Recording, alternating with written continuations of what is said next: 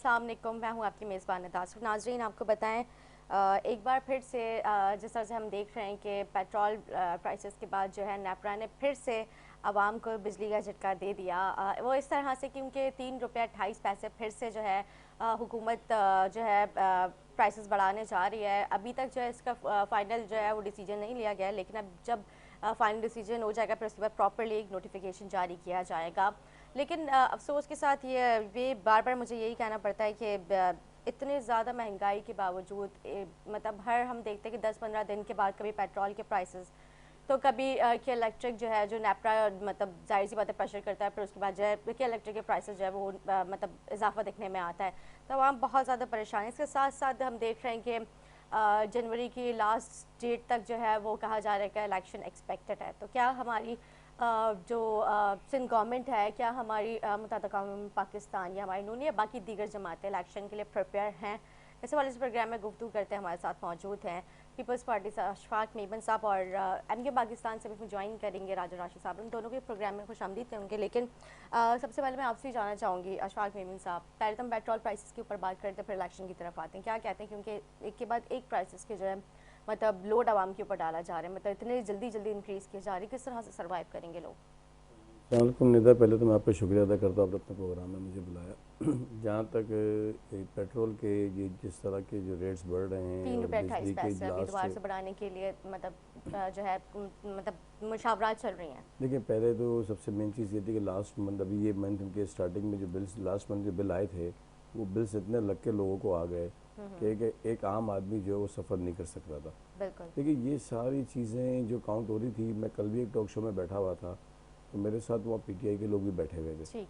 देखिए जी, ये आप जब आईएमएफ के पास जाते हैं, आप उनसे कर्ज़ा लेते हैं और पिछले कर्ज़े इतने इस हद तक ले लिए गए थे और उस पर जो वादे इतने सारे कर दिए गए थे कि जो 16 माह की जो हुकूमत थी, उन्होंने भी किसी तरह कोशिश की कि संभले, चीज़ों को कवर करे। अच्छा, उस वक्त एक ही बात चल रही थी कि आज मुल्क डिफ़ॉल्ट कर रहा है, कल मुल्क डिफ़ॉल्ट कर रहा है। हर मतलब ये है कि किसी ने इसके लिए कोई अच्छी बात नहीं की। बिल्कुल सही बात देखिए है। सबसे मेन चीज़ है कि अब जारी बात है, इतने कर्ज़े हैं, उन कर्ज़ों की मद में आप कितना कवर करेंगे, किस हद तक करेंगे। और मेरी समझ में ये नहीं आ रहा कि निगरान सेटअप जो आया है इलेक्शन कराने के लिए, वो इन सब चीज़ों पे इतना वो क्यों कर रहा है। और क्यों कर 90 रहे हैं? दिन के टाइम में उनका वो इलेक्शन कराएं जाएँ, ये जो हुकूमतें बनेगी उनका काम है, ये सही। उनका काम नहीं है। अब वो रेटिंग कर रहे हैं जी, वो आईएमएफ से ये, अब आप जिस तरह पेट्रोल्स के रेट बढ़ रहे हैं, जिस तरह अभी बिजली का फिर रेट्स के जिस तरह आप बता रहे हैं अभी कि बिजली के रेट बढ़ने वाले हैं, ये पेट्रोल के रेट बढ़ने वाले हैं, इसमें आम आदमी मतलब पहले तो चले एक तो मतलब बिल्कुल अपना लो क्लास था, अब तो मिडिल क्लास, अब तो मिडिल क्लास भी जो है बेचारे वो भी परेशानी की तरफ आ गए। तो ये एक अच्छा मैसेज नहीं जा रहा और एक आम आदमी इस हद तक परेशान हो गया है कि उसको कुछ नज़र नहीं आ रहा। जी। तो हम खुदारा निगरान सेटअप से इलेक्शन कमीशन के ये रिक्वेस्ट करते हैं कि जो उन्होंने जनवरी की जो आखिरी वीक का वो कह रहे हैं इलेक्शन कराने का, जी। उसका वो शेड्यूल अनाउंस करें। देखिए अभी भी उन्होंने शेड्यूल अनाउंस नहीं किया है। हम उनसे मुतालबा करते हैं कि जब तक वो शेड्यूल अनाउंस नहीं करेंगे तब तक कुछ भी नहीं होगा। अब वो कहते हैं कि जी जनवरी के लास्ट वीक में हम कराएंगे। भाई जनवरी 2023 के लास्ट वीक कराएंगे तो लास्ट वीक की डेट दे देना मैं आप, कि जी ये नॉमिनेशन की डेट होगी, ये स्कूटनी की डेट होगी, ये आपका सबमिशन की डेट होगी। लेकिन वो कुछ भी नहीं कर रहे, सिर्फ उन्होंने लास्ट वीक कह के जो है अब कर दिया। हमारा ये मुतालबा है कि आप खुदारा इस वक्त आवाम बहुत ज़्यादा परेशान है। जब गवर्नमेंट्स बन जाती हैं या इलेक्शंस हो जाएंगे, जो भी पार्टी हुकूमत में आएगी तो उसके लिए ये सब चीज़ों को लुक आफ्टर करने में आसानी होगी। अब देखें लास्ट भी जब 16 माह की गवर्नमेंट में ये तमाम तर मिनिस्ट्रियाँ किसके पास थी? मुस्लिम लीग नून के पास थी, खजाना नून लीग के पास थी, power and supply Noon league के पास थी, गैस की मिनिस्ट्री उनके पास थी, और यही चीज़ें हमारे पर आज आवाम के ऊपर बोझ बन रही है। तो इसमें तो सबसे बड़ी लास्ट जो 1.5 साल की आप बात जी कर जी रहे हैं। 16 महीने की, ठीक है। जी ओके। उसमें जो ये मिनिस्ट्रियाँ नून लीग के पास ही थी। देखिए सबसे मेन चीज़ ये है कि अवाम हकीकत मायनों में बहुत परेशान है, और हमारे चेयरमैन बिलावल भुट्टो साहब जो इस वक्त निकले वो यही कह रहे हैं कि जी 90 दिन के अंदर आइन कहता है कि 90 दिन में इलेक्शंस कराएं, और वो इसी के ऊपर वो कर रहे थे। और वो पूरे अपना सिंध के अंदर, पंजाब के अंदर वो गए हैं, शहीदों की फैमिली के पास भी ना वो फातिया, जो हमारे लोग पार्टी के जो लोग जिनका इंतकाल हुआ उनके यहाँ फातिया करने गए, तो मतलब जो अवाम जो रोड पे आ गई और जो अवाम ने उनका इस्तेमाल किया, उनको जहाँ जहाँ शहरों में गए, तो उनका असल मकसद यही था कि खुदारा इलेक्शन कराया जाए। इसी तरह पंजाब में हुआ और बिलावल साहब जो है वो अपना लाहौर में भी जा रहे हैं, जो फैमिली से मिल रहे हैं। एक अवामी एक नुमाइंदा होना चाहिए जो अवाम के अंदर मौजूद हो। वो अब बस हो गया, अब वो नुमाइंदे नहीं चाहिए जो ना मतलब बाहर से बैठ के हम पे हुकूमत करें, कोई कहाँ से बैठ के हम पे हुकूमत करे। अब हमारे अंदर जो नुमाइंदा है उसको हुकूमत करें। बिलावल भुट्टो एक नौजवान तो क़यादत सर है। आप अभी तो आप लोग लाहौर और पंजाब की जो हुकूमत की बात करें कि वहाँ पे भी हुकूमत बनानी है आप लोगों ने, इंशाल्लाह। ठीक है, लेकिन जब इस सिंध में आप लोग की हुकूमत है, सिंध की आवाम को क्या दिया आप लोगों ने? सवाल लोगों का ये है। देखिए मैं आपको देखिए नेता, बात यह है कि सिंध की हुकूमत ने, सिंध गवर्नमेंट जब गवर्नमेंट में थी तो उन्होंने बहुत सी चीज़ें माशाल्लाह बहुत हद तक जिस तरह कवर कर सकती करा। देखिए मैं आपको आपके प्रोग्राम में हम लास्ट वीक में बैठे थे, या उससे पहले मैं बैठता हमेशा एक बात करते बेनज़ीर इनकम सपोर्ट प्रोग्राम की। देखिए बेनज़ीर इनकम सपोर्ट प्रोग्राम मतलब एक आम आदमी की बेस बन गई है इस वक्त, इतनी बेस बन गई है कि लेडीज़ के लिए तो ये एक मतलब सोना है। देखिए मैं आपको यही बात कर रहा था कि शहीद रानी मोहतरमा बेनज़ीर भुट्टो साहिबा कि जो 97 वाला दौर था, और इन पैसों को देने का मकसद यही था कि आज उन लोगों को 15-15, 21 हज़ार रुपये जो मिलते हैं, तो उससे ये होता है कि जब वो राशन लेने जाते हैं तो वो पैसे वहाँ कवर हो जाते हैं। लेकिन ये बिजली के बिल में, गैस के बिल में, राशन के अंदर, सब्जी के अंदर, फ्रूट्स के अंदर, मतलब एक आम मतलब एक गरीब आदमी को सहूलत है। आपको पता है लोगों की आजकल बात ये नहीं होती कि वो क्या हो रहा है क्या नहीं है, वो ये कहते हैं कि यार ये एटीएम में पैसे कब आएंगे। लेकिन लोगों की जरूरत होगी और आप देखें लोगों को मिल रहे हैं, ऐसा नहीं कि नहीं मिल रहे हैं, कहीं शिकायत भी आती है। लेकिन देखिए पीपल्स पार्टी ने मिनिस्ट्रीज जो ली उन पर काम किया। बिलावल साहब एज वजीर खारजा पूरी दुनिया में घूमे, अपने जाती खर्चे में घूमे, उन्होंने कोई भी गवर्नमेंट से एक फिल्स भी मतलब 1 रुपया उन्होंने नहीं लिया। उन्होंने कहा कि ये मेरी जरूरत नहीं है। देखें बिलावल साहब असम्बली में, खारजा के अंदर भी वो पूरी दुनिया में घूम के उन्होंने ये बात साबित की, और उन ममालिक के पास गए जहाँ पे शाह महमूद कुरैशी साहब जाने के लिए उनको टाइम नहीं हुआ करता था, वो कहते जी ज़रूरी नहीं है। लेकिन उन्होंने हर मुल्क में जाके ये साबित किया कि पाकिस्तान किस हाल में गुजर रहा है, पाकिस्तान किन परेशानियों में गुजर रहा है, और जो हालात और जो इस वक्त रिजीम चेंज का जो मामला चल रहा है उसके अंदर बहुत सारी ऐसी चीज़ें हैं। और अब इस वक्त हमें एक नौजवान लीडर की चाहिए जो आवाम के अंदर जाए। हमें ऐसे लीडर नहीं चाहिए बस ठीक है जी हो गया, उन्होंने ये कर दिया, वो जी बाहर चले गए, उन पे केसेस बन गए, वो यहाँ चले गए, वो अंदर चले गए। ये खत्म करें, अब लोगों के मसाइल हल करने की तरफ जाए। अभी तक हम उसी उसमें घूम रहे हैं कि उसने फलाने ने ये किया, उसने ये किया, लेकिन अभी हम इस चीज में नहीं जा रहे। मसाइल कम होने की बजाय वो यहाँ पे बढ़ते जा रहे हैं ना। अब आप ये देखें एक के बाद एक महंगाई का बम जब गिरा दिया जाएगा तो किस तरह से आवाम के मसाइल का हल निकलेगा? उनका मेन मसला तो महंगाई है। तो इसके लिए सस्ती बिजली, सस्ता खाना पीने का, मतलब जो अशिया खुर्दोनोश है वो सस्ती उनको मिले, मतलब यहाँ पे सेहत जो मेडिकल से रिलेटेड जो सहूलियात है, अद्वियात हैं, वो उनको सस्ती मिले, नहीं मिल पा रही हैं। देखिए मैं आपको बताएं ये सबसे मेन चीज़, थर के अंदर जो बिजली का जो एक प्रोजेक्ट जो कोयले की तो शहीद रानी मोहतरमा बेनज़ीर भुट्टो साहिबा के दौर में शुरू हुआ, फिर वो पिछली गवर्नमेंटों के आने के बाद वो ख़त्म कर दिया गया, इवन के मुशर्रफ के दौर में भी ख़त्म कर दिया गया। अब उस चीज़ को भी इन्होंने कंटिन्यू किया। आज देखें ना, आज वही बिजली पाकिस्तान के उसमें अपना क्या कहते हैं कौमी उसमें इलेक्ट्रिक जा रही है ना। अब यही तो चीज़ है ना, मैं यही तो आपको कह रहा हूँ आपको कि अब आप बस हो गया ना, अब इस चीज़ों को ख़त्म करके हम आगे की तरफ बढ़े। मैं यही तो कह रहा हूँ कोई ऐसा बंदा है जो मतलब, अब मैं अगर प्राइम मिनिस्टर हाउस की आप लिस्ट उठाओ तो जी वहाँ पे जो है इतना खर्चा हो रहा है रोज़ का, आप प्रेसिडेंट हाउस की लिस्ट उठाओ इतना खर्चा हो रहा है, और जितने भी सरकारी अफसरान जो ब्यूरोक्रेट बैठे हुए हैं उनके शाही खर्चे देखें, उनके आप जो है अपना पेट्रोल पंप्स के ऊपर आप उनके जो इनके पेट्रोल कार्ड्स बने हुए वो आप देखें। तो ये जब तक ये चीज़ें स्टॉप नहीं होगी तब तक आवाम को सहूलत नहीं मिलेगी।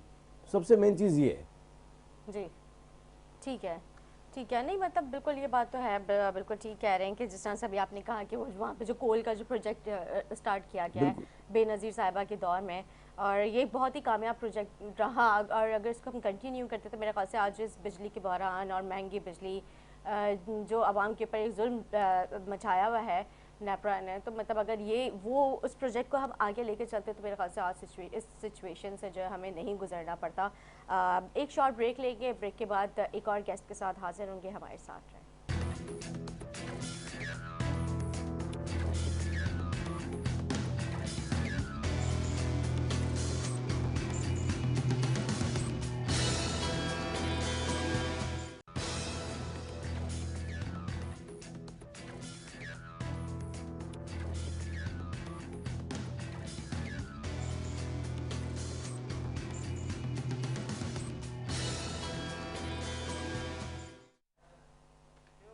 वेलकम बैक नाजरीन। ब्रेक्स पहले जिस तरह से मैंने अपना इंट्रो दिया था, इंट्रो में मैंने जिक्र किया था कि पाकिस्तान से राजा राशिद हमें ज्वाइन करेंगे और अशफाक मेमन साहब हमारे साथ पहले से मौजूद हैं, लेकिन अनफॉर्चुनेटली अपनी कुछ मसरूफियात की वजह से राजा राशिद साहब नहीं आ सके। लेकिन अभी हमें इस दूसरे गेस्ट ने ज्वाइन किया है, हमारे साथ मौजूद हैं जमात इस्लामी से रिजवान समी साहब। खुशामदीद कहूँगी आपको प्रोग्राम में, कैसे खैरियत से। अशफाक मेमन साहब हमारे साथ पहले से मौजूद है, काफ़ी गुफ्तगू की है डिटेल में। सर बात हो रही है बढ़ती हुई महंगाई और इलेक्शन के हवाले से। आज का हमारा ये टॉपिक है और इसके साथ साथ स्ट्रीट क्राइम, क्योंकि ज़ाहिर है जब महंगाई उरूज पे पहुंच चुकी है तो स्ट्रीट क्राइम में ऑलरेडी इजाफा होता हुआ नज़र आ रहा है। मतलब ज़ाहिर है एक वक्त की रोटी यहाँ पे पूरी करना बहुत मुश्किल है, तो मतलब लोग उनके पास कोई सरमाया नहीं है, महंगाई इस कदर पहुँच चुकी है आसमानों पर, तो किस तरह से गुजारा होगा आप खुद बताएँ। अब जो है 3 रुपये 28 पैसे फिर से जो है मतलब ये कहा जा रहा है बिजली जो है महंगी करने की जो है मतलब तजवीज़ दी गई है। आप देखें क्या होता है इस पर। जी देखिए, सबसे पहले तो मैं आपका शुक्रिया अदा करता हूँ कि आपने मुझे मौका दिया कि मैं अपना पॉइंट ऑफ व्यू रखूँ यहाँ पे। मैं जी देखिए, महंगाई की जहाँ तक बात है और पेट्रोल की और बिजली की कीमतें बढ़ाने की बात है, जी तो वो जो आपके सामने है, जिन्होंने पाकिस्तान पे पिछले 45 साल में हुकूमत की, जब से जमहूरियत का ढोंग रचा और ये 45 साल जिन लोगों की हुकूमत रही, उन्हीं की दौर में हमेशा पेट्रोल भी बढ़ता रहा, अजनास की कीमतें भी बढ़ती रहीं, इन्फ्लेशन रेट भी बहुत बढ़ता रहा, महंगाई भी बढ़ती रही, डॉलर भी बढ़ता रहा, और ये सब एक दूसरे पे इल्ज़ाम देते रहे। सही। इसका तो ये है कि इतने सालों का बिगाड़ है, ये आहिस्ता आहिस्ता ही सही होगा। अब इसमें तो और कुछ भी नहीं हो सकता। IMF की ग़ुलामी हर हुकूमत ने की, चाहे वो कोई भी हुकूमत हो, चाहे वो नून लीग हो या पीपल्स पार्टी हो या PTI हो या हमारे पास जो डिक्टेटरशिप आई, सब ने IMF की ग़ुलामी की। सही। जब तक हम IMF की ग़ुलामी से आज़ाद नहीं होंगे, जब तक हम इससे आगे नहीं बढ़ेंगे, उस वक्त तक जो है वो ये मामलात ऐसे रहेंगे। ये केयर टेकर गवर्नमेंट अब आई है, इनसे हमारा यही मुतालबा है कि ये इलेक्शन कराएं। जो भी हुकूमत आती है, चाहे पीपल्स पार्टी की आए या नून लीग की आए या जमात इस्लामी की आए या PTI की आए, जिसकी भी हुकूमत आए उसके हवाले करें और 5 साल के लिए इसको चलने दें, ठीक है, ताकि मुल्क के हालात कुछ बेहतर हो सकें। जी बिल्कुल ठीक है ना। अच्छा अभी क्योंकि हम बात कर रहे थे केयर टेकर गवर्नमेंट के हवाले से, तो अभी अशफाक साहब ने भी यही जिक्र किया। उन्होंने कहा कि केयर टेकर का काम ये नहीं है, केयर टेकर गवर्नमेंट का, कि मतलब आप जो है वो पेट्रोल प्राइसेस जो है वो इंक्रीज़ करवा दें। मतलब जो दीगर मामलात होते हैं उनमें उनकी इन्वॉल्वमेंट काफ़ी बढ़ती हुई नज़र आ रही है, लेकिन जो उनका मेन मकसद है वो इलेक्शन कराना है, और जो एक मुद्दत जो दी जाती है, आपने उस मुद्दत पे अब इलेक्शन करवाना है, लेकिन वो इलेक्शन से हटके और दीगर मामलात में जो है ज़्यादा जो है वो मतलब उनकी एफिशिएंसी नज़र आ रही है। तो आप क्या समझते हैं इस पर? देखिए, ये फैसले तो हुकूमत करती ही नहीं कि पेट्रोल कब बढ़ाना है, बिजली कब बढ़ानी है, कौन सा टैक्स कब लगाना है। ये हमारे जो आका हैं, जिनको उन्होंने आका बना दिया है, IMF ही फैसला करती है। आप वज़ीर आज़म, तगड़े से तगड़ा वज़ीर आज़म भी ले आएँ, वो फैसले कर ही नहीं सकता। ये हमको भी पता है, आपको भी पता है। सारे टॉक शोज़ में यही बात होती है कि हम बात करते हैं आज़ादी की, आज़ाद कहाँ हैं हम? उन्हीं की हुकूमत है, उन्हीं के कहने पर हुकूमतें आती हैं, उन्हीं के कहने पर टैक्सेस लगते हैं, वही बजट बना के देते हैं। तो ये तो खैर केयर टेकर गवर्नमेंट की मजबूरी है। अगर वो कल बोलें तो कल पेट्रोल बढ़ा दें, आज बोलें आज कम कर दें, इनके बस में कुछ भी नहीं है। ठीक है अशफाक साहब। लेकिन मैंने आपसे पहले यही कहा था कि IMF से इतना जो कर्जा लिया हुआ था पिछली गवर्नमेंटों का, फिर जो इमरान खान की जो 3.5 साल की जो गवर्नमेंट थी, खान साहब की, उसमें तो इस हद तक कर्जा ले लिया कि मैं कल एक टॉक शो में बैठा हुआ था, तो वहाँ पे बैठे हुए PTI के नुमाइंदे थे, तो वो बता रहे थे कि जी जब नून लीग गई तो उन्होंने 7 अरब छोड़े हुए थे, हम जब आए तो उसमें हम 20 अरब डॉलर लेकर आ गए। अच्छा जी, 20 अरब डॉलर वो आ गए, हम वो लिख रहे थे बाकायदा, तो अराउंड कुछ 47 अरब डॉलर बन गए। फिर उसके बाद उन्होंने कहा जी हमने 20 अरब डॉलर IMF को रिटर्न कर दिए। फिर उन्होंने कहा जी 27 अरब डॉलर रह गए। फिर उन्होंने कहा जी 13 अरब डॉलर के हमने डैम बना दिए। तो हमने उनको कहा डैम कहाँ भाई बना, डैम कौन सा डैम बन गया, कौन से डैम पे पैसे लग गए। देखिए जी, बात यही हो रही है कि ये IMF के हाथ में, और उस वक्त भी ये मिनिस्ट्रियाँ जो थी हमारे पास नहीं थी। मैं आपको अभी प्रोग्राम के स्टार्टिंग में भी कह चुका हूँ, ये मिनिस्ट्रियाँ नून लीग के पास थी। हम हुकूमत का हिस्सा बिल्कुल थे, हम हुकूमत के साथ थे, हम PDM का हिस्सा नहीं थे, हम हुकूमत का हिस्सा थे। हम PDM को पहले ही छोड़ चुके थे। और साथ साथ देखिए, भाई ने बात की इलेक्शंस के हवाले से, हमारा पहले दिन से यही मौक़िफ़ है। हम यही कह रहे हैं कि जी आपने अभी जनवरी का जो लास्ट वीक का है, हम उस हफ्ते की तरफ नहीं जाना चाह रहे। हम कह रहे हैं आप शेड्यूल अनाउंस करो कि नॉमिनेशन फॉर्म कब मिलना है, भरना कब है, स्क्रूटनी कब होनी है, जमा कब होना है, जो डेट पे अनाउंस हो, इलेक्शन हो जाए, जो हुकूमत बनती है बने, फिर मुल्क चले। देखिए बात बिल्कुल सही है कि 5 साल हुकूमत किसी को मिलेगी तो वो मुल्क के हालात को बेहतर करेगी, और मुल्क के हालात बेहतर होंगे, ये तमाम तर चीज़ों से हमारी जान तो सर छूटेगी। कब बेहतर होंगे, कब बेहतरी की तरफ जाएंगे? जैसे देखिए, आपने ये जिक्र किया कि इसके हमारा लिए मुल्क डिफॉल्ट होने जा रहा है, तब हम डिफॉल्ट होने से भी बचा लिया देखिए मुल्क। मतलब आईएमएफ के सोशल आधे से ज़्यादा बकौल आप लोगों की कि हमने जो है वो किस्तें अदा कर दी हैं। अब बहुत सारी देखिए चीज़ें किससे अदा करना। देखिए आईएमएफ के पास जो लास्ट शर्तों में जिस तरह पैसे लिए गए हैं, वो शर्तें बहुत बहुत सख्त शर्तें थी। और ये मैं आपको इसलिए कह रहा हूँ कि देखिए अभी ये निगरान सेटअप जो होता है ना, बेसिकली वो कोई चीज़ सामने आएगी ना, तो वो फैसला करते हुए बहुत बार सोचेगी, डरेगी, क्योंकि उसको पता है कि हम तो केयर टेकर है, ठीक है। और जिस तरह आपका जो है, जो आपका गवर्नमेंट होती है, उसके पास मेंबर्स होते हैं, नेशनल असेंबली के मेंबर्स हैं, सेनेट के मेंबर्स हैं, सूबाई मेंबर्स हैं, तो फिर वो कोई चीज़ करने की तरफ जाएगी तो उसको वो आवाम की राय ले सकेगी, क्योंकि एमपी आएगा वो आवाम की राय देगा, एमएनए आएगा वो आवाम की राय देगा, जो भी मतलब नुमाइंदे आवाम के होंगे वो आवाम की राय देंगे, तो उसके हिसाब से काम करने में। अब केयर टेकर के पीछे तो कोई है नहीं, क्योंकि खुद ही वो एक वजीर ही है बेचारा, बाकी तो उसके पीछे कोई ना एमएनए ना कोई एमपी, न्यूट्रल है ना वो, न्यूट्रल है। देखिए यही चीज़ होती है, बस इलेक्शंस करवाएं टाइम पे, ये चीज़ें जो नुमाइंदे उनके हवाले करें, चले जाएं, वो जो आएंगे वो करेंगे, जो बेहतर अच्छा होगा करेंगे। और होना भी यही चाहिए। इस वक्त पूरे कौम की एक ही सोच है कि किसी तरह हम आईएमएफ से निकलें, बस अब हो गया खत्म, क्योंकि अब बहुत महंगाई हो गई, परेशान हो गई आवाम। और जो बाहर बैठे वो वापस आ जाए, अगर उनके ऊपर केसेस अपने केसेस का सामना करें, कोई मसले वाली बात नहीं है, कोई चीज़ नहीं है, मुल्क है, सब कुछ है, चीज़ें यहाँ आके फेस करें उनको। अच्छा सर, बहुत एक इम्पॉर्टेंट क्वेश्चन करना चाहूँगी यहाँ पे क्योंकि हमने देखा कि पिछले दिनों बहुत ज़्यादा जो है वो बड़ी मालियत में जो की मतलब रकम जो है वो मतलब रिकवर की गई है। तो वो जो रकम रिकवर की गई है, तो वो भी तो हमारे गवर्नमेंट के ख़जाने को इससे भी फ़ायदा पहुंचा है, तो उससे क्यों नहीं वो देखे जाए किस्तें अदा कर देते? कई करोड़ों रुपए की मालियत का मतलब सामान और जो है वो नकदी वगैरह मिली है। देखिए मैं आपके पास भी आऊँगी फिर इसका। देखिए नहीं, इसके पर पहले तो स्टार्टिंग ले लें नून लीग अपना पीटीआई के दौर से। पीटीआई जब गवर्नमेंट में नहीं थी ना, 2000 इसमें थे अपना 18 से पहले, तो वो यही कहती थी कि रोज़ के इतने अरबों खरबों बचते हैं। ये इमरान खान साहब अक्सर अपनी स्पीच में बोलते थे, रोज़ की इतने की करप्शन हो रही, रोज़ उतने की करप्शन हो गई। इमरान खान साहब गवर्नमेंट में आ गए थे, तो अगर रोज़ के अगर 7 अरब भी, अगर वो 7 अरब बोलते हम 1 अरब ले लेते हैं, तो इमरान खान 3.5 साल गवर्नमेंट की, तो 3.5 साल में तो कितने अरब हो गए होंगे, तो इन्होंने वही जमा करा देते तो शायद ये कर्जे ही ना होते। देखिए एक चीज़ ये होगी। दूसरी चीज़ ये कि कोई कह रहे हैं कि ये पैसे जमा हुए या कहीं से मिले, तो कुछ अफवाहें होती हैं। सोशल मीडिया इस वक्त बहुत ज़्यादा एक्टिव है इन चीज़ों पे। अच्छा, दूसरा सोशल मीडिया पे तो पेड आपका जो है ना वो मीडिया भी शुरू हो चुका है कि अगर आपने अपने व्यूज़ और अपने क्या कहते हैं लाइक्स बढ़ाने हैं, तो आप पेड कर दें तो बहुत अच्छा हो जाएगा। तो देखिए ये एक चीज़ ऐसी है कि ये एक अफवाहें हैं, और अगर पैसे आए भी हैं तो इदारे मौजूद है, इदारों के पास पढ़ें, और इदारों के पास लिस्टिंग भी है। ज़्यादा नहीं तो किसी को शक है तो कोर्ट में दरखास्त दे दे, जज मंगवा के दिखवा देगा कि भाई कहाँ है, पैसे किधर पड़े हैं, सब सामने आ जाएगा। ठीक है रिजवान साहब। देखिए ये सारी चीज़ें तो वही पुरानी बातें हैं।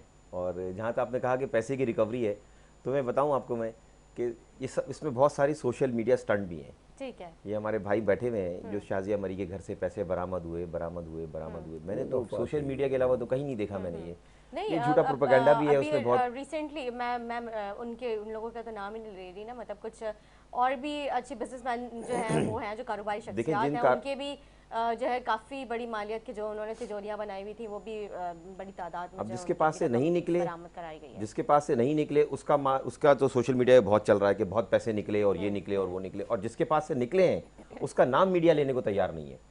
आखिर ऐसी कौन सी ताकतवर शख्सियत है कि जिनका नाम मीडिया लेने को तैयार नहीं, जिनके गोदाम से क्या कर देना?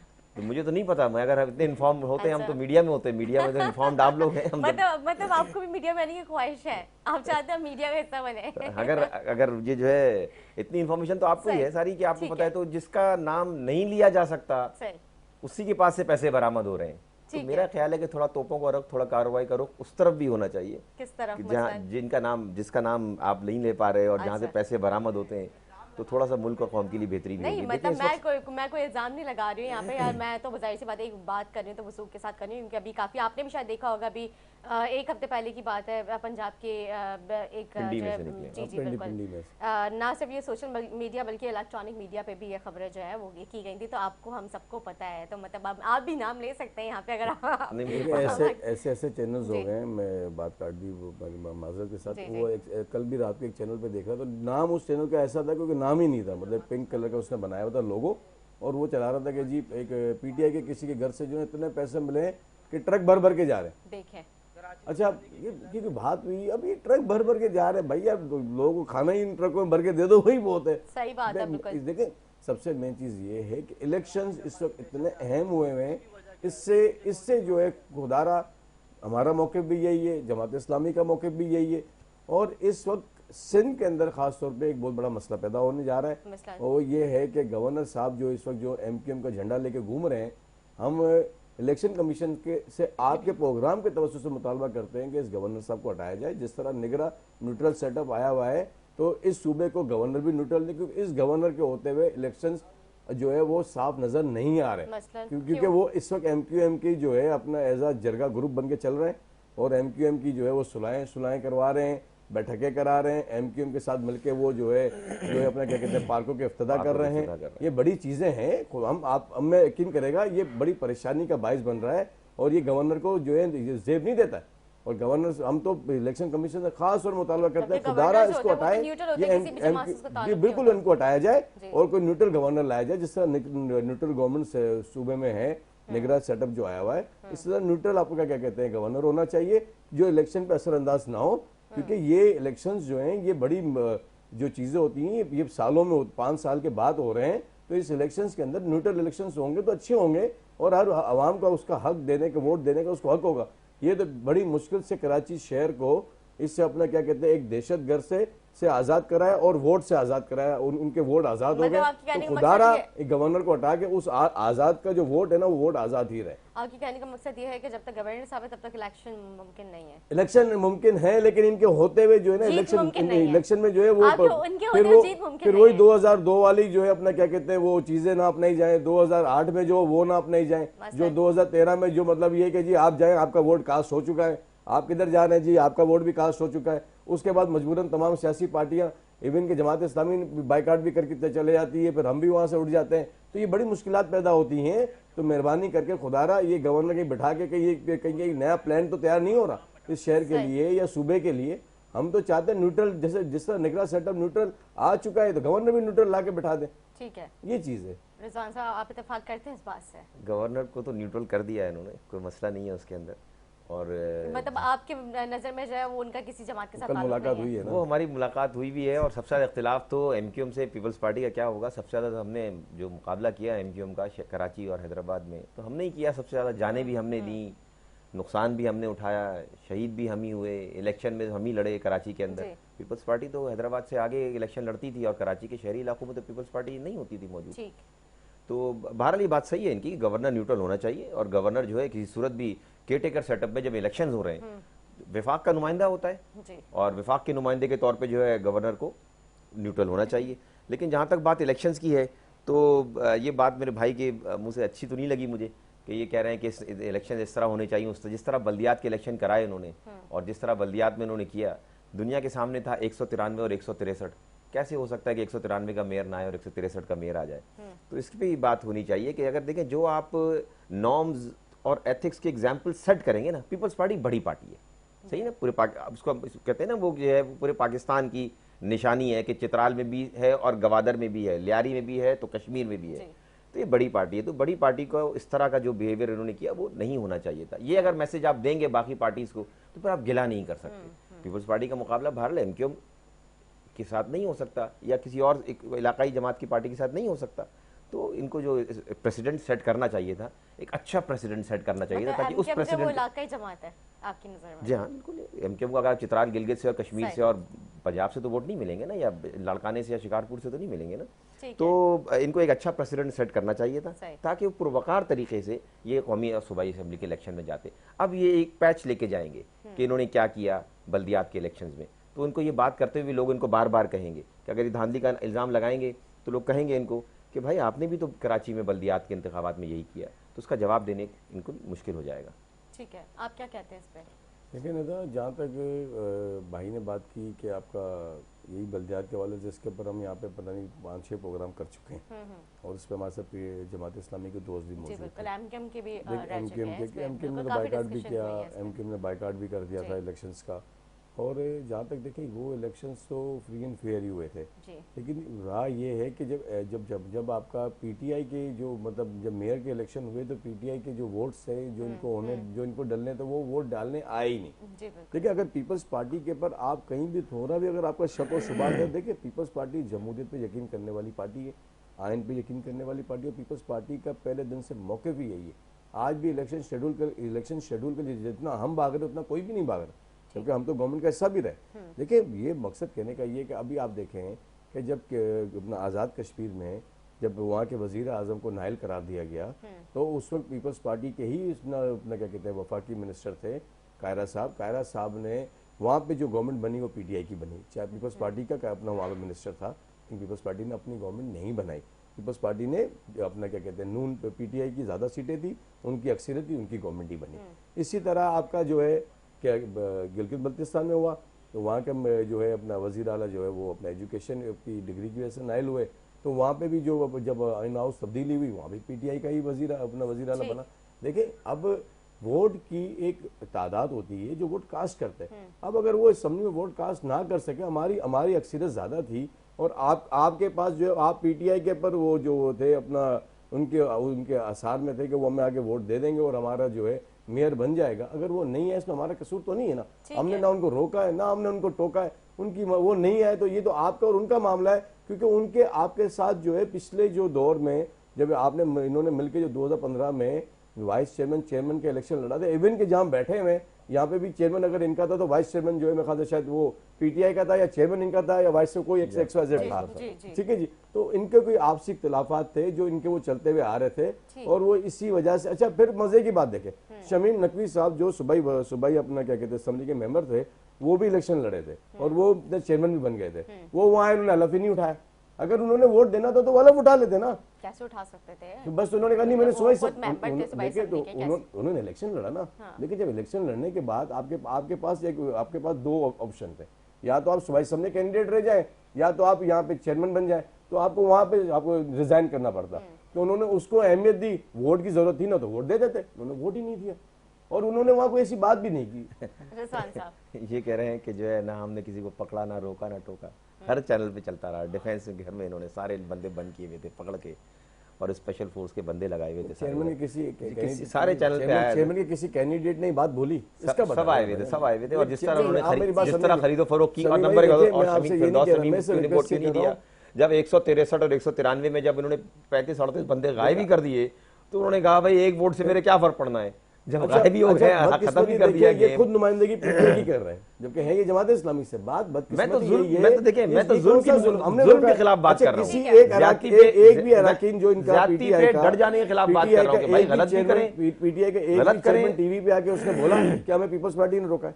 किसी ने एक ने भी नहीं बोला। आपने हमने इस पे कितने शोज किए आप बता दें। गलत भी करें और गलत पे डट भी जाए, आपने लाइन पे लिया भी, आपने पता चल जाएगा इनको। नहीं अभी इलेक्शंस हो रहे हैं ना, अभी कौमी सूबाई के इंशाल्लाह इलेक्शन होंगे ना, कराची में पता चल जाएगा पीपल्स पार्टी के लिए। देखिए इस वक्त पीपल्स पार्टी के लिए कराची में पोजीशन बहुत अच्छी इसलिए हुई है कि पीपल्स पार्टी ने कराची में काम किया। हाँ, अभी आप बाहर में जो है अभी आप रोड बने, अंडरपासेस बने, इस चैनल के ऑफिस से आप बाहर निकल जाए, इतना काम किया इस चैनल के ऑफिस से आप बाहर निकल जाए तो आपकी गाड़ी नहीं चल सकती। इस चैनल के ऑफिस के बाहर की सड़क पे इतना काम किया है। अगर काम को छोड़े देखे ये तो काम किया है भाई। सामने चौरंगी की सफाई अगर आप नहीं करा रहे टाउन चेयरमैन बन के तो मैं तो उसका कोई इलाज नहीं कर सकता। ये आपको टाउन में नहीं है, आपके अभी भी ट्रांजिशन और टाउन अभी डिवॉल्व नहीं हुए। जाहिर सी बात है ये तो अबलियात के इशूज जो ही ना खत्म होने वाले इशूज है, इस पे तो हम जितनी गुफ्तगू करते रहें कम पड़ जाएगी, टाइम हमारे पास शॉर्ट होता है। सर पानी की भी चोरी का एक बड़ा मामला चल रहा है, जो टैंकर माफिया हैं वो इस कदर पावरफुल हो चुके हैं, मतलब उनको भी कोई लगाम देने वाला नहीं है। मतलब आप सब काम तो कर रहे थे लेकिन फिर भी वो मतलब थोड़ी देर के लिए बंद हो जाते, सील हो जाते, लेकिन उसके बाद वो दोबारा से खुल जाते हैं। ये भी एक बड़ा आलम है, पानी है ही नहीं नलकों में लेकिन उनको पानी में असर है टैंकर्स वालों को। बड़ी अरे भाई 15 साल से एक पार्टी की हुकूमत है और सवाल तो उनसे बनता है। ये वो अब आगे कह रहे हैं मेयर करेगा, तो 15 साल से क्या कर रहे थे? एक टेन्योर दो ये मसला हुआ क्यों? ये माफिया बनी क्यों? SBCA हाउस बिल्डिंग एक माफिया बनी क्यों? वाटर टैंकर एक माफिया बना क्यों? बिजली कुंडे एक माफिया बना क्यों? 15 साल से ये सारी माफियाओं की सरपरस्ती करते रहे। सारे इन्हीं के MPs MNAs के भाई वाटर कॉन्ट्रैक्टर हैं। आप देखें तो वाटर टैंकरों पे नाम क्या लिखे होते हैं आप देखें तो। मैं तो टाउन में देखता हूं ना भाई, जो डाला कल्चर इन्होंने इंट्रोड्यूस करवाया है। किन के MNAs के भाई? ये पीपल्स पार्टी के सारे MNAs MP। आप नाम पढ़े, नाम को नाम से मैच करें, आपको खुद पता चल जाएगा। जो इन्होंने बल्दियात के अंदर, असेंबलियों के अंदर जो डाला कल्चर इंप्लीमेंट करवाया है, आप यकीन कीजिए कि हमारे 15, 16, 17, 18 ग्रेड के अफसर, कोई वीगो, रीवो, फॉर्च्यूनर डाले से कम पे नहीं आता। ये जो कल्चर उन्होंने करप्शन का सिंध के अंदर परवान चढ़ाया है, इनका कौन ये तो मुहैया बोल कर भी रहा नहीं है, सकते। उनको कौन मैसर कर रहे हैं ये सब ये तो चीजें? पूरा सिस्टम है इनका, आपको नहीं पता सिस्टम है। हर मिनिस्टर ये बोलता है, केयरटेकर मिनिस्टर ये बोलता है, चीफ मिनिस्टर ये बोलता है सिस्टम के खिलाफ कार्रवाई करेंगे, और ये अब कर रहा है कार्रवाई, रेंजर्स कर रही है। ये तो फिर भी नहीं कर पाए, ये तो 15 साल के अंदर तो सिस्टम बिगाड़ दिया, तबाह बर्बाद कर दिया, तहस नहस कर दिया। अब आके कह रहे हैं कि जो है ये तो मुर्तजा वहाब करेगा। मुर्तजा वहाब तो एडमिनिस्ट्रेटर भी रहे भाई, आपका सूबाई असेंबली, आप सूबाई गवर्नमेंट आपके पास थी, फेडरल गवर्नमेंट आपके पास थी, पिछले 5 साल रहे ना आप फेडरल गवर्नमेंट में, जब सूबाई भी आपके पास थी 15 साल लगातार, तो दुनिया की किसी हिस्ट्री में किसी को नहीं मिला होगा। आप देखें 15 साल अर्दोगान को मिले, उसने क्या से क्या कर दिया तुर्की को, और 15 साल इनको सिंध में मिले इन्होंने क्या से क्या कर दिया। इनको अगर तुर्की की हुकूमत भी दे देंगे तो उसको भी ये लड़काना बना देंगे। ठीक सर, देखिए निदा, मैं इस बात से अच्छा नहीं, पहले तो आप मुझे ये बताइएगा, क्योंकि अभी जैसे रिजवान साहब ने कहा कि सिस्टम का जो बिगाड़ है, जाहिर सी बात है वो पीपल्स पार्टी नहीं सुधार सकती है। ये जो टैंकर माफिया जो इतने स्ट्रांग हो चुके हैं, और ये भी कहा जा रहा है कि एमएनएस और एमपीएस रिजवान साहब की जानिब से। उसी पे आ रहा हूँ। जी जी, नेमतुल्लाह खान साहब मेयर कराची थे, तो उस वक्त कराची में टैंकर नहीं थे। ठीक, बिल्कुल थे, उस वक्त भी थे।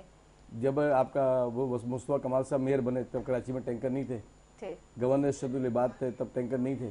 ठीक है, लेकिन मैं आपसे यही आ रहा हूँ ना, देखिए मुझे आगे आने देना। कराची को कमर्शियलाइज किसने किया? नेमतुल्लाह खान साहब ने किया। ये तो इनके अपने एक टाउन चेयरमैन जो थे, वो एक पार्क में खड़े होकर बाकायदा उन्होंने एक वीडियो बनाई थी, और उन्होंने एक बंदे को खड़ा करके बता भी रहे थे कि जी ये भाई बताएंगे कि ये फंड कैसे आया, जमात इस्लामी ने इस पार्क को कैसे बनाया, यहाँ झूले कैसे लगाए। तो जनाब वो वही थे कि उन्होंने बताया कि जी वो हम कमर्शियलाइज किया था ना, तो वो हमें फंड देने आए थे, हमने कहा हमें फंड नहीं चाहिए, आप इस पार्क में लगा दो। तो कराची कमर्शियलाइज किया अपना नेमतुल्लाह खान साहब ने। ठीक है जी, यही टैंकर माफिया उस वक्त जब कराची में थी, जब नेमतुल्लाह खान साहब मेयर थे, तो वही वीगो और वही गाड़ी इनके पास थी। ठीक है जी, फिर उसके बाद मुस्तफा कमाल साहब आए, फिर उसके बाद आपका वसीम अख्तर साहब आ गए। भाई बात यह है कि कराची तो हमारे पास कभी रहा ही नहीं। हमारे पास तो कराची अगर रहा तो 1 साल एडमिनिस्ट्रेटर एज मुर्तजा वहाब ने चलाया, और उसके बाद अब जाके पीपल्स पार्टी को कराची मिला है। हमें काम करने दो। और कराची में इस वक्त पानी के पर देखिए, पानी का इशू जो था वो बहुत हद तक ज्यादा है, और ये नहीं कि नहीं है कि ये हाइडन है, बिल्कुल 2 नंबर हाइडन्स हैं, उन पर कार्रवाइयाँ भी हुई हैं, और इस वक्त तक 25 से 30 हाइडन पकड़ भी चुके हैं, वो बंद हो चुके हैं, और काफी इलाकों का पानी बेहतर होने की तरफ जा रहा है। देखिए मेरी बात सुनिए, अभी देखिए आहिस्ता आहिस्ता चीजें बेहतर होंगी। टाउन चेयरमैन साहब है, इनके इलाके में मसाइल पानी के होंगे, हमारे इलाके में मसाइल पानी के हैं, लेकिन देखिए और अब देखिए ये हाइडन जब बंद, देखिए ये हाइडन जब बंद हुए ना आहिस्ता आहिस्ता, अब हाइडन बंद होने के बाद क्या एरिया वाइज जो है ना वो क्लियर होना शुरू हो रहा है। लांडी में हुआ तो लांडी के एरिया क्लियर हो रहे हैं। इस तरह करते करते अब ये एक पुराना, देखिए मैं फिर बता रहा हूँ कि टैंकर माफिया पीपल्स पार्टी के दौर से नहीं था। टैंकर माफिया अपना नेमतुल्लाह खान साहब महरूम साहब के दौर से था, या तो वो वीगो और वो गाड़ियां वो इनके दौर में भी थी, आज वो गाड़ियां हमारे दौर में आ गई। अब तो हमारा दौर नहीं है ना, कराची तो हमारे पास था ही नहीं ना, हमारे पास तो था ही नहीं ना। अब हमें कराची के लोगों ने हमें मौका देना। देखिए कराची में आप लोगों की कोई, देखिए मैं आपको कराची में, मैं बता, देखिए मैं ये क्लियर कर रहा हूं, वजीर दाखिला आपका, वजीर आजम आपका, वजीर आला आपका, अभी ये कहते हैं वजीर बल्दियात आपका, इन्होंने हमारे पे, इन्होंने हर चीज आपके कराची से काउंसलर्स आपके, चेयरमैन आपके, उसके बिल्कुल बावजूद आप नहीं, हम काम कर रहे हैं, हमारे काउंसलर्स इलाके में अपने काम कर रहे हैं, चेयरमैन काम कर रहे हैं, इवन के हमारे जो है टाउन चेयरमैन काम कर रहे हैं, जमात इस्लामी के टाउन चेयरमैन भी काम कर रहे हैं, और ऐसा नहीं कि वो नहीं कर रहे हैं। मेयर साहब कराची में हर जगह जा रहे हैं, काम कर रहे हैं। आप एक बात बताएं, देखें मसला ये है कि कराची को पीपल्स पार्टी की जो इस वक्त मकबूलियत हो रही है उसकी वजह ये नहीं है। देखिए MQM तो अपने जो रवैये, अपने जो तरीकेकार, और जो इनका जम होने के बाद PSB सभी एक हुए हैं, उसके बाद उनका अपना एक सिस्टम है। जमात इस्लामी का मामला क्या बना हुआ है? देखिए जमात इस्लामी का मामला ये बना हुआ है कि ये 3 बजे बाइकाट कर देते हैं, ये नहीं रुकते। तो अब आवाम की सोच बदल गई है, उन्होंने बोला यार हम जिसको वोट दे रहे हैं वो तो 3 बजे बाइकाट कर रहा है। तो इसलिए लोगों की जो है तमाम तर जो है वो नजर पीपल्स पार्टी पे, और पीपल्स पार्टी आप यकीन करेंगे हमारे किसी भी आप वर्कर को, इवन के वर्कर, काउंसलर तो बहुत दूर है, आप उसको कॉल करो वो भी आपके काम के लिए खड़ा हो जाएगा। भाई देखिए आम आदमी के मसले, हम स्टार्टिंग से एक ही बात करते हैं, उनके मसले क्या है? उनको चाहिए जी हमारे इलाके की सर्विलेंस सही हो, पानी आए, स्ट्रीट लाइट सही हो, और सफाई हो। ठीक है, वो ये चीजें मांग रहे हैं, वो और कुछ आपसे नहीं मांग रहे। सही सर, अभी आपने सिगरेट के ऐलान के हाइड्रेंट बंद करवा दिया गया है। जी लांडी हाइड्रेंट बंद जी, करवा लांडी दिए नहीं, तक 20-25 हाइड्रेंट बंद हुए और हैं। कौन कौन से हाइड्रेंट्स बंद करवा दिए गए? और अपना नॉर्थ में बंद हुए हैं, लांडी में हुए हैं, कोरंगी के अंदर हुए हैं, गुलशन में हुए हैं। गुलशन में बंद हुए हैं, बिल्कुल बंद हुए हैं। सब्जी ऐसा मंडी नहीं- के एरिया में बंद हुए हैं, अच्छा ये गुलशन में बंद बंद हुए हैं, अच्छा इसमें सब मिलकर काम कर रहे हैं, ऐसा नहीं कि हम अकेले काम कर रहे हैं। मंगोपीर में हुए हैं। हम जमात इस्लामी भी साथ कर रही थी कि ये मसला सबका है, हमारा एक का नहीं और ये अभी का नहीं है। देखिए ये एक माफिया है और इस माफिया के चक्कर में बहुत से लोग दुनिया से चले भी गए। सही। ये बहुत बड़ा माफिया, ये आसान नहीं है। इसको देख आप हर सारे इलाके माफियाज को बनाया किसने, इतनी पावर ये दी भाई किसने? इतने अरसे के बने हुए एक बिल्डिंग बनाने के लिए आपको जितनी रिक्वायरमेंट होती है वो मदन तो नेमतुल्लाह साहब के दौर के नहीं, माफियाज वो बने अच्छे हुए आदमी थे, मेरे ख्याल बहुत से अच्छे आदमी थे। नहीं, देखिए अभी- भाई, अभी आप मैं इतना नहीं रिपोर्ट देखिए डालो, उनके पास देखिए भी थे। मेरी बात सुन, नेमतुल्लाह खान साहब से पहले भी तो मेयर था ना कराची का, ऐसा नहीं कि उससे पहले तो आपका जो है क्या आप ये देखें कि ये सब चीजें चलती हुई तो आई है ना, लेकिन ये अभी का नहीं है। जितना इश्शत लिबास खान साहब के दौर में थे ना मजबूत, उतना किसी दौर में मजबूत नहीं थे। ये हकीकत बता रहा हूँ मैं आपको, ये हकीकत है। ये हकीकत है। और जितनी लाशें इन्होंने उठाई हमने भी इसी कराची शहर में उठाई है, ऐसा नहीं कि हमने नहीं उठाई है। बात ये है मसला हमारे अब अभी मैं कह रहा अभी हम आगे नहीं बढ़ रहे हम। अच्छा हमने कराची से जो वादे किए हम तो पूरे कर रहे हैं। हमारे जमात इस्लामी के बहुत एक अंडरस्टैंडिंग हम काम कर चुके हैं। हमने मिलकर इलेक्शंस में पार्टिसिपेट भी किया है, इन्होंने हमारी हिमायत की, हमने इनकी हिमायत की, चीज चलती हुई आई है। एक आपका प्रोसेस है। अब मैं पीटीआई के दोस्तों से खुद पूछता हूँ कि यार आप लोग क्यों नहीं गए वोट देने? बोला यार हमारी नारा, हमारे कुछ मामला है, हमारी सुनी नहीं गई है। वो कहते हैं हमारी सिंध की और हमारी कराची की जमात कैदत हमारी इस्लामी सुनी नहीं नहीं, हमारी कराची की और इनकी जो अपना क्या कहते हैं सिंध की कैदत जो थी ना पीटीआई की, वो इनकी सुन नहीं रही थी। उनके कोई इनके कोई अच्छा पहले साथ काम किया, उसके कोई इख्तलाफात थे जिसके से उन्होंने वोट कास्ट नहीं किए। ठीक है रिजवान साहब, सुनी नहीं गई बहुत सारे पॉइंट्स आ गए अब आपके पास। ये तो हम मजेदार बात पानी बोली हमने। माफिया से, फिर उसके बाद ऐड यहाँ पे करेंगे। सुनी नहीं गई। देखिए पानी माफिया तो देखिए अब केटे गवर्नमेंट कुछ ना ठीक कुछ है। कर रही है अल्हम्दुलिल्लाह। नहीं देखिए, पहले अफसोस मुझे आप भी इस बात का जवाब दें। नेमतुल्लाह साहब के दौर में भी उनके ये आपने बोला कि ऐसे इनके पास डाले और ड्रेवो वगैरह 3 थे, उनके पास भी थे। देखिए उस जमाने में तो डाला आया ही नहीं था। ये ना एक गाड़ी होती थी पजेरो पजेरो कहलाती थी। उस जमाने में डाला तो पजेरो होता ले ही ले। था। पजेरो होती थी उस वक्त के और पैसों उस राज के जमाने में पैसों। जो है पजेरो कहलाती थी। ठीक है। मैं उनकी बात नहीं कर रहा कि टाउन चेयरमैन को डाले मिले हो गवर्नमेंट की तरफ से या मेयर को डाला मिला हो या मिला हो। छोटे छोटे अफसरान जो है ना, मतलब 16 ग्रेड के, 15 ग्रेड के, 17 ग्रेड के, इनके पास 2-2 करोड़ 2.5 करोड़ की गाड़ियां होने का तुक नहीं है कोई। और ये जिस कल्चर को ये प्रिवेल कर रहे हैं, जो देखें अंदरूनी सिंध में कल्चर है ये कि आप गार्डों के साथ और डालों में आ रहे हैं तो आप एक मोतबर शख्सियत बन रहे हैं। कराची में ये कल्चर, शहरी इलाकों में कल्चर नहीं होता। आप यकीन कीजिए कि आप इस्लामाबाद की मिनिस्ट्रीज में चले जाइए, इतने डाले आपको नहीं मिलेंगे, इतनी वीगो रीवो फॉर्च्यूनर नहीं मिलेंगी जितने यहाँ कराची में। एक मेयर के ऑफिस छोड़ दीजिए, आप एक टाउन के ऑफिस में मिल जाएंगे। मैं अपने टाउन के ऑफिस जाता हूँ, यकीन कीजिए आप कि एक टाउन का ऑफिस है, 8 से 10 डाले खड़े होते हैं और कोई एक भी मुंतखब नुमाइंदे का नहीं होता। मुंतखब नुमाइंदे किस में आ रहे हैं? बलीनों में, मेहरान में, लियाना में। एक तो हमारे न्यू कराची के चेयरमैन साहब तो मोटरसाइकिल पे भी आ जाते हैं, हम तो इतने सादा लोग हैं। तो और जो अफसरान है 17 ग्रेड के, वो डाले में आ रहे हैं। ये आखिर कैसे कल्चर परवान चढ़ा? इनके पास ऐसे वसाइल और रिसोर्सेज कैसे आए? तो ये जो 15 साल का इन्होंने जो कल्चर परवान किया ना, ये करप्शन का सारा है। सर ये भी कहा जाता है जमात इस्लामी जो है वो प्रोटेक्ट ऐसे करती है, इनके पास भी बड़े बैंक बैलेंस, इनके भी स्ट्रांग। हाँ सरती बात है, कारोबार करते हैं, अल्लाह बरकत देता है। आप लोग कराची में जगह जगह रियल एस्टेट के बादशाह हैं, इनके बगैर रियल एस्टेट को जीत नहीं सकता। वैसी बात है, लेकिन पैसा कमाने का तरीका है। ग्रेड 16 का अफसर अगर डाले में आएगा और एक कारोबारी इंडस्ट्रियलिस्ट डाले में आएगा तो उस पर हम एतराज नहीं कर रहे हम।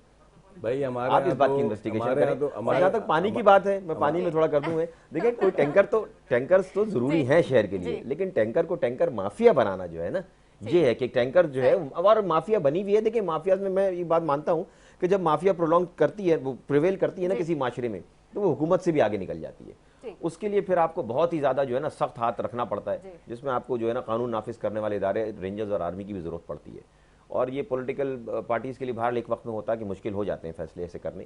तो अब केयरटेकर गवर्नमेंट आई है अब इंशाल्लाह, तो वो रेंजर्स के साथ मिलकर इस पे हाथ भी डालेंगे। और इलेक्शंस की डेट जो उन्होंने अनाउंस की है, मैं तो उम्मीद करता हूँ, बल्कि यकीन मुझे है कि इंशाल्लाह जनवरी में इलेक्शंस हो जाने चाहिए, जहाँ हो जाए। लेकिन इसमें इस सिस्टम को रिफॉर्म करने की बहुत ज़्यादा ज़रूरत है, क्योंकि अभी हल्का बंदियों का इशू भी है, जो सबसे ज़्यादा पीपल्स पार्टी ने भी बहुत कहा कि हल्का बंदियों का इशू है, हल्का सही होनी चाहिए, वोटर लिस्टों को स्क्रूटनाइज करके प्रॉपर करें, उसके बाद इलेक्शन कराएं। भले इसमें 15-20 दिन, महीना आगे ही बढ़ जाए, लेकिन इसको रेक्टिफाई करने के बाद करें ताकि हल्का बंदियाँ प्रॉपर हों। सिर्फ कराची में हल्का बंदी का इशू ये है कि कोई हल्का जो है वो बहुत ज़्यादा वोटर्स पे है और कोई हल्का बहुत थोड़े वोटर्स पे, जैसे बल्दियात में भी हुआ। बल्दियात में ये हुआ कि एक यूसी 22,000-18,000 वोटों पे भी है और एक यूसी 88,000 वोटों पे भी है। तो ये नाजायज़ था। ये अब कौमी सूबाई के इलेक्शन में नहीं होना चाहिए। हम बोलते हैं माजी को भूल जाएं, जो आगे बढ़े, जो हो गया उसको छोड़ें, आगे बढ़े और आगे के लिए, पाकिस्तान के लिए सोचें। ठीक है सर, क्या कहते हैं जो हल्का बंदियों के हवाले से उन्होंने अभी जिक्र किया है, हल्का बंदियाँ पहले ही हो चुकी थी। जरूरी है वैसे। देखिए हल्का बंदियाँ पहले ही हो चुकी थी और उसके ऊपर काफ़ी हद तक जो है काम हो चुका था। अब सिर्फ अब हम तो एक ही बात अपना मौके पे हमारा कि जो आपका 90 दिन में जो है इलेक्शन शेड्यूल का अनाउंसमेंट है जो थी वो है, और जो उन्होंने जनवरी का एंड बोला है, हम कहते हैं कि वो शेड्यूल जनवरी के एंड की डेट बता दें कि किस दिन इलेक्शन करवा रहे हैं। 27 होगा, 27 होगा, 28 होगा, जो भी हो, सिर्फ शेड्यूल दे दें। शेड्यूल में देखें सब अपने अपने सब सियासी पार्टी अपने कैंडिडेट्स अपनी चीज़ों के ऊपर वर्किंग में लग जाएगी। ये बहुत अहम चीज़ होती है, ये आसान प्रोसेस नहीं है। मतलब ऐसा नहीं कि इलेक्शन कह दिया सुबह जाके जो है जो रोड पे चले गए। भाई शेड्यूल जमा आने के बाद जो है नॉमिनेशंस होनी है, तो खुदारा मैं इलेक्शन कमीशन से गुजारिश करता हूं कि आप शेड्यूल अनाउंस करें, क्योंकि हमें शेड्यूल के बाद ही इलेक्शन होने, उससे पहले इलेक्शन नहीं हो सकते। अब आप आखिरी हफ्ता कह रहे हैं कहीं आगे ना बढ़ जाए, हम इसलिए कह रहे हैं खुदारा ये फौरी कराया जाए। दूसरा एक छोटी सा एक मतलब सिंध के लिए खास तौर पे कराची में जो हमारे गवर्नर जो एमकेएम के जो परचम लेके घूम रहे हैं, नुमाइंदे बन के घूम रहे हैं, तो ये कर रहे हैं, खुदारा इनको हटा के कोई न्यूट्रल गवर्नर लाया जाए कि इस हमारे इस सूबे के ऊपर फिर कोई शब्बे खून ना लग जाए इस इलेक्शंस के अंदर, कि हम कल फिर बैठ के इसी रोडों पे मुजाहरा ना कर रहे हो। ठीक है, बहुत शुक्रिया अशफाक मीमन साहब, रिजवान साहब, मैं आपका भी शुक्रिया अदा करूंगी, आप लोगों ने अपना टाइम दिया। उम्मीद करती हूँ मेरे नाज़रीन को हमारा प्रोग्राम अच्छा लगा होगा। इसी के साथ अपनी मेज़बान अदा सकते हैं इजाज़त मुझे, मेरे मेहमान मेरी टीम को दुआ में याद रखें। अल्लाह हाफ़िज़।